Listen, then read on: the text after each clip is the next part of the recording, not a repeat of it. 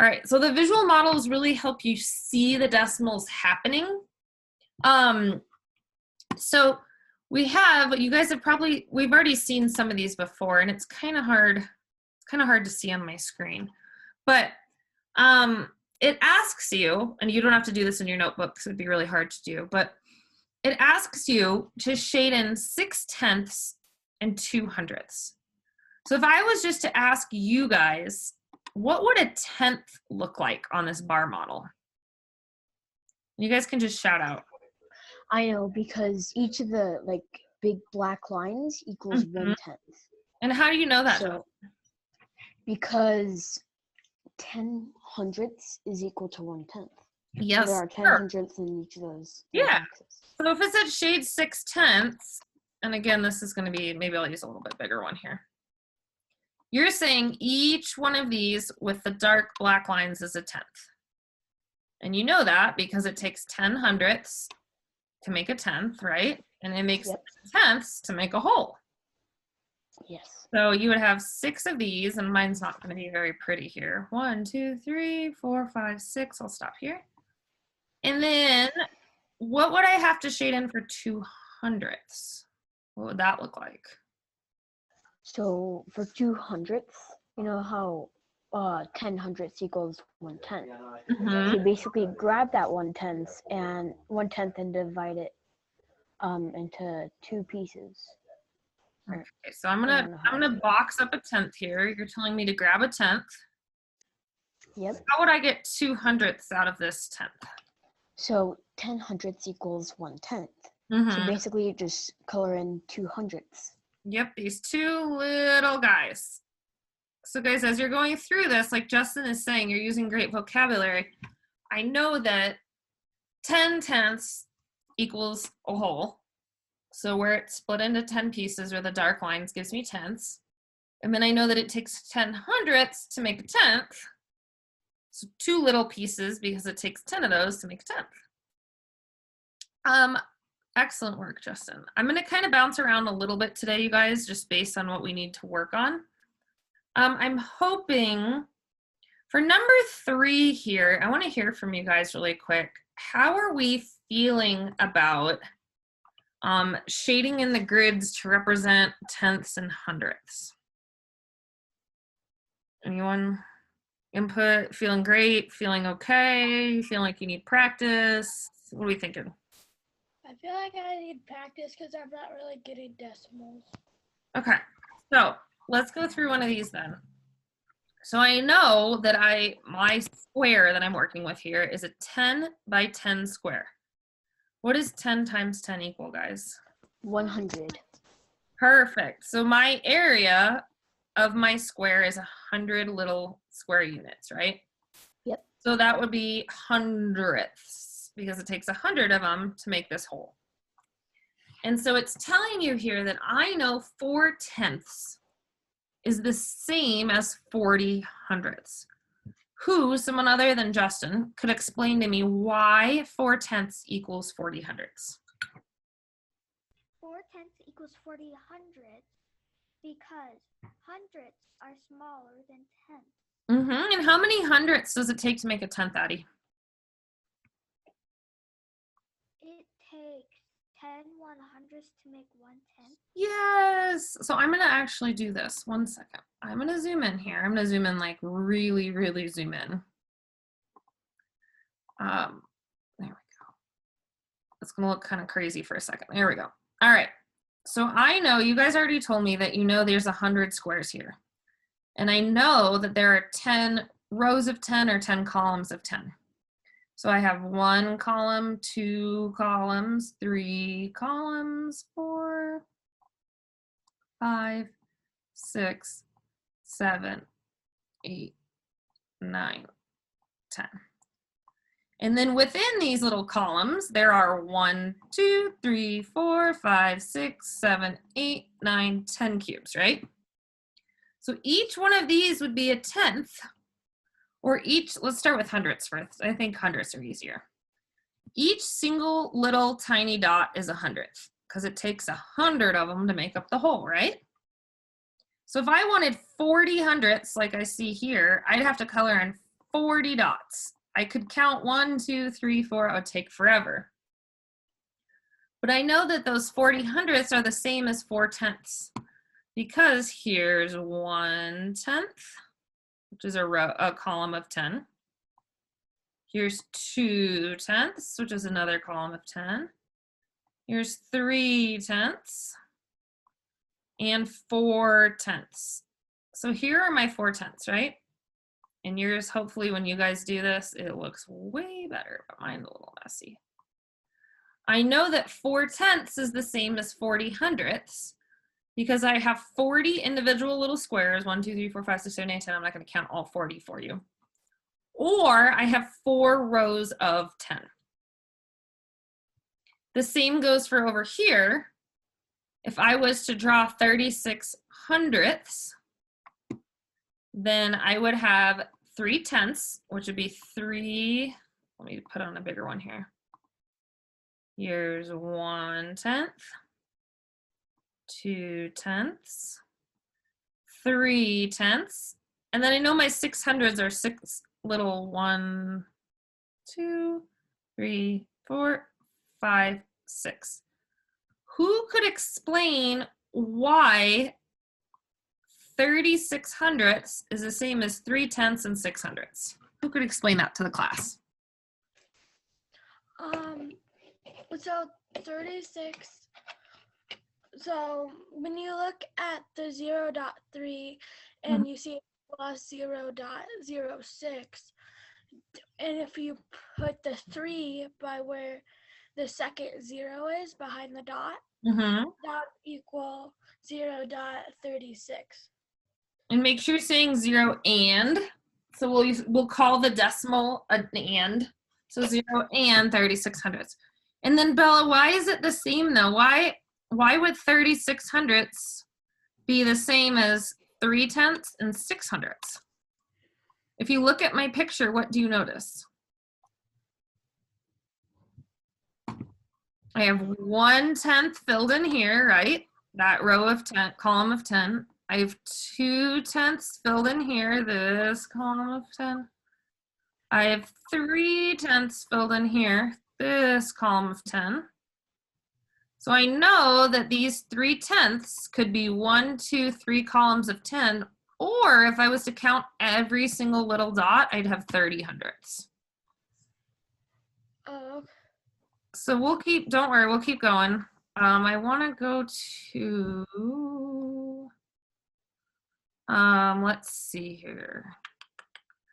I want to put you guys, I want you guys to do a couple with me really quick. In your notebooks, do 6, 11, 17, and 18. So I'll give you a couple of minutes, just do those real quick.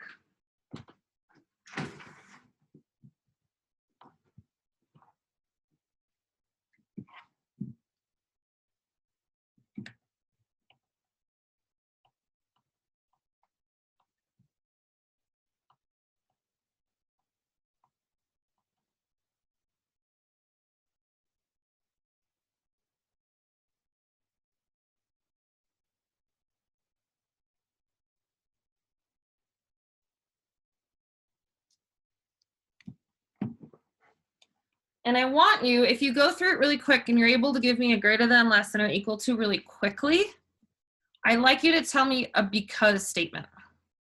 Blank is greater than blank because blank. So if you already have the 4 comparisons done, then I want you to give me a because. I got them done. Okay, so give me a because for each one. I bet you can do it easy. So for 6, 0.7 is, or 0, and 7 tenths is equal to 7 thousandths because in the hundredths and thousandths place there are just zeros. And what do we those know don't about equal those? anything.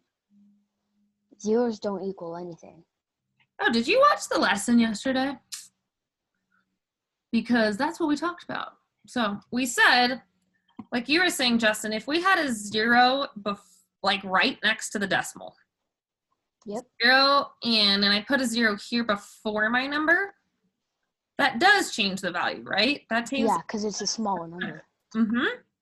But if the zeros come afterwards, do they actually hold any place value? No. No. They're just there for looks. They're, yeah, they're just there, right?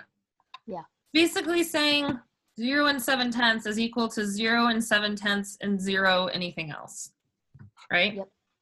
It's 700 thousandths, because this is my thousandths place. But 700 thousandths is actually the same as 7/10. And those zeros are just there. They don't mean anything. Good explanation. Could I have someone give an explanation for number 11? Maybe someone I haven't heard from yet? Me. All right, Ian, give me an explanation for number 11. What'd you say? You take the 0.3 and add a 0 at the end, it becomes 0.30, so 30 hundredths. Okay. And then you can kind of just take away front zeros. You like hiding these ones? You don't really need them. Yeah, and it is for some of you guys, the zeros just become too much. So we'll go like this. We'll just get rid of them. Yeah, and then it ends up being 6 and 30. Mm-hmm. And 30 is bigger. Excellent. I like how you threw the 0 on the end to kind of say, okay, 6 hundredths versus 30 hundredths, right? Mm-hmm. And then, or you could have also said, well, I know that this is 6 hundredths because the second place value is hundredths. 6 hundredths would be like 6 little individual boxes, right? Yeah. But 30 hundredths or 3/10 would be like 3 10 sticks, which is definitely bigger, right? Beautiful. Thank you, Ridian. Now, someone else I haven't heard from for 17.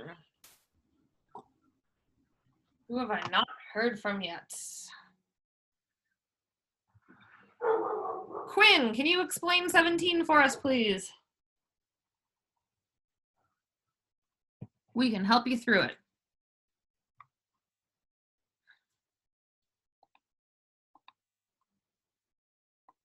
Going once. Going twice. Tyler, would you like to help me through 17? I'm sorry, I'm muted. I'm still trying to figure the problem out. Well, what do you notice, Tyler? Let's do it together. What do you notice? In my 10th place on the left here, what do I have? You just have a 7. Okay. And then my 10th place on the right here, what do I have? You have a 7 and a 1. Ah, so what does this make you think, Tyler? Which one do you think is bigger? It makes me think that since that on 7 tenths, Mm-hmm. there's no other number behind it. Mm-hmm. But on the 71 hundredths, Mm-hmm. there's a 1 behind it, which makes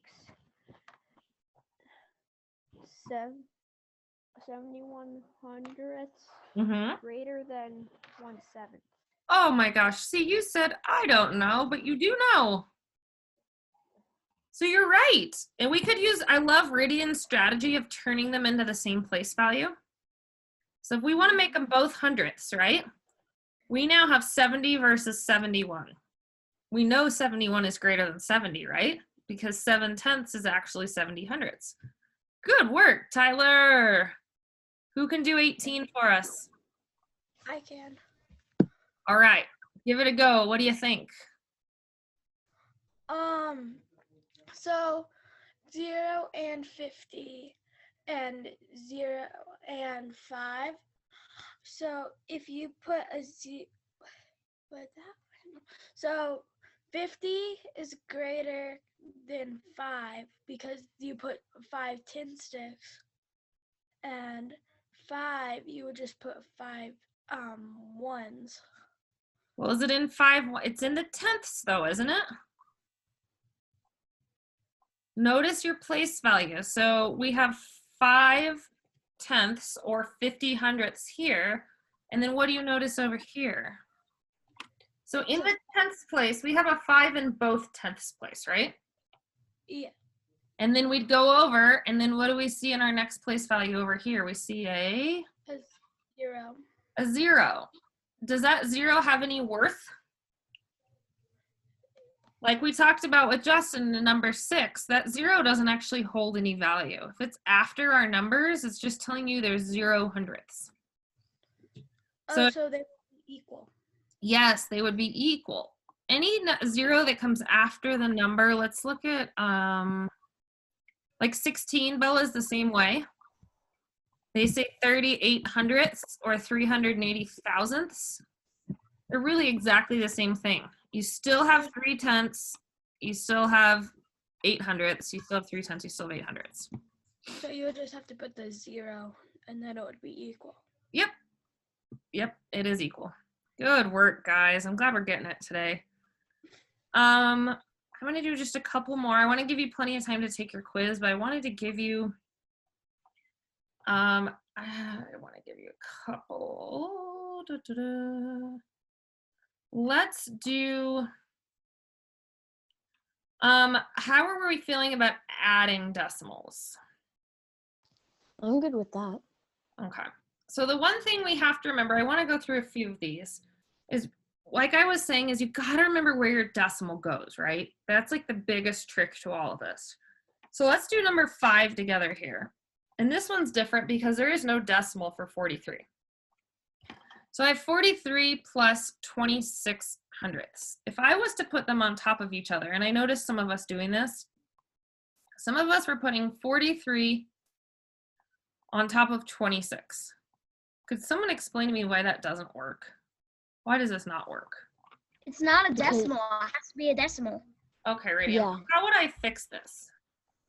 You would add, you don't need to do anything to the 26. You just need to add at least a dot in front of it. Okay, so you're saying I could do it like this? Yeah, that is technically correct. You don't always then need you would 0.26 is equal to 0.26. Okay, so I got rid of 0, but let's look at how we have this set up. For 43, I have 4 10s and 3 1s, right? That's what 43 splits into. But when I'm doing it this way, I'm adding tenths and hundredths to my 1s and 10s. Does that work? No.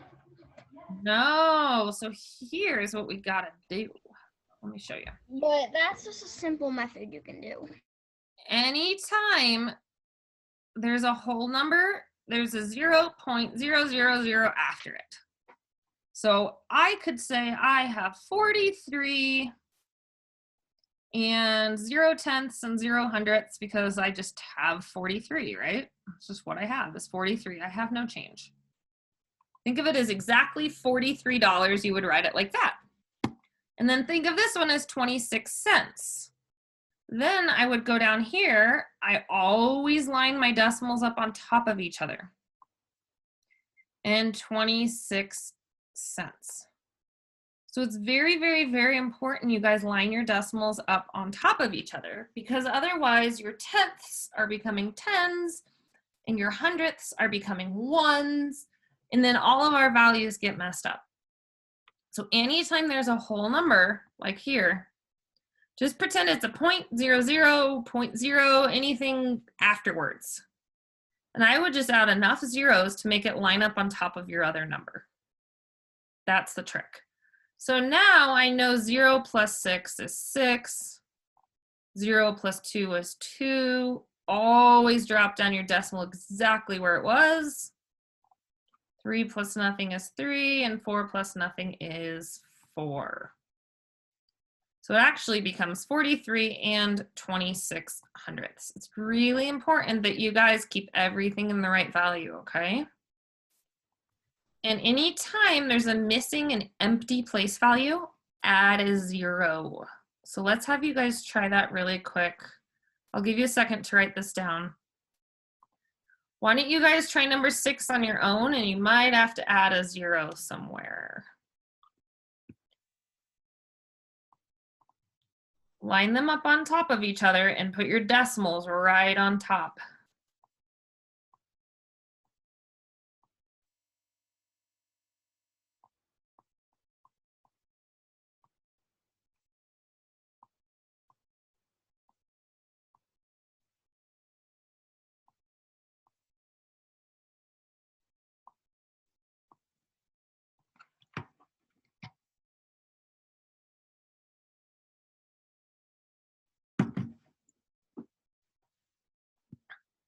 I believe I got the answer.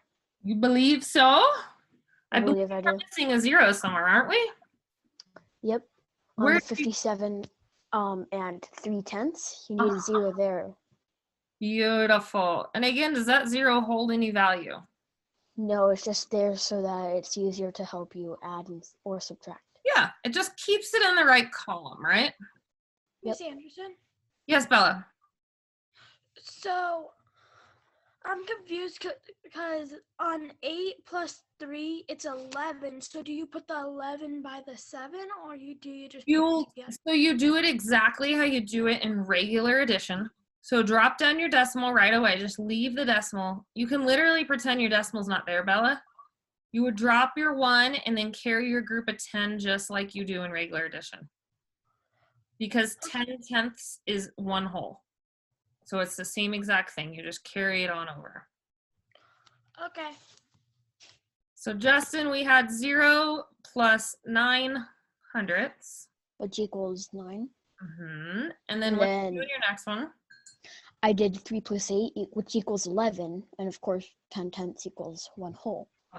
So I carried that 1 whole over to the 7. And I did 1 plus 7 equals 8. 8 plus 0 equals 8.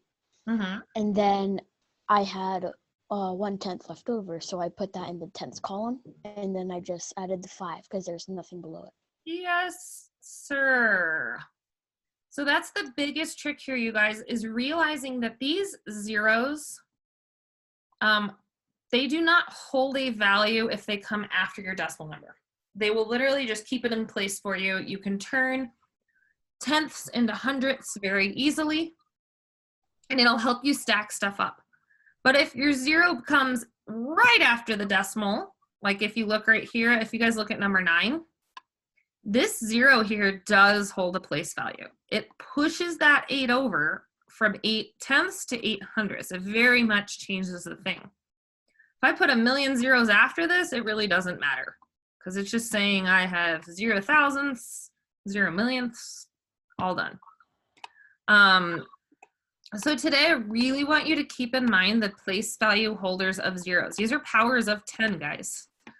So we know that each time we multiply to the left, it gets 10 times bigger. Each time we jump to the right, it gets 10 times smaller. Right? So this one, if I had 0, let me give you a quick example. 0 and 3/10 equals 3/10 or 30/100. I would probably write this in your notebook so you can come back to it. But Miss Anderson, why does it have an M? An M? Oh, meters. It's just your unit of measurement. It's having you work in meters. You don't really have to worry about that right now.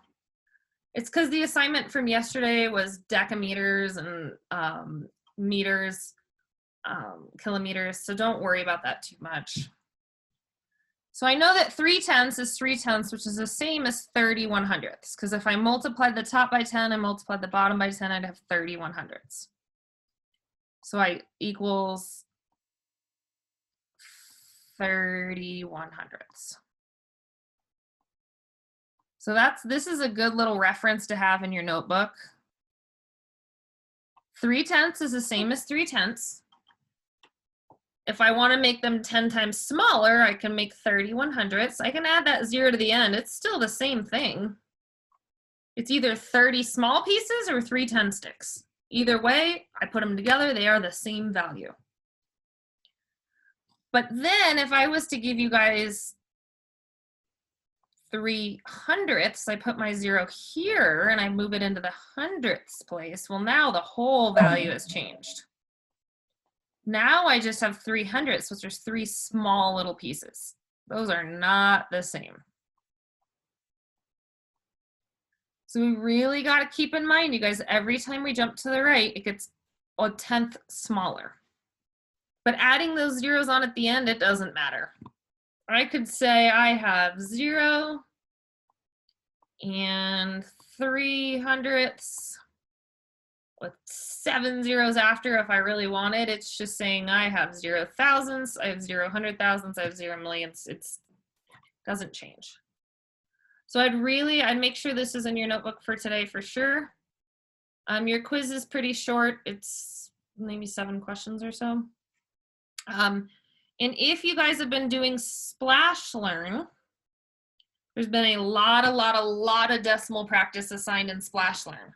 So those of you that haven't been doing Splash Learn, it's kind of becoming clear because it's becoming a lot harder. But those of you that have been doing Splash Learn, you've gotten the extra decimal practice and it's gotten a lot easier. So please, if you want today, I'll let you go ahead and get on Splash Learn first. If that's something you would like to do.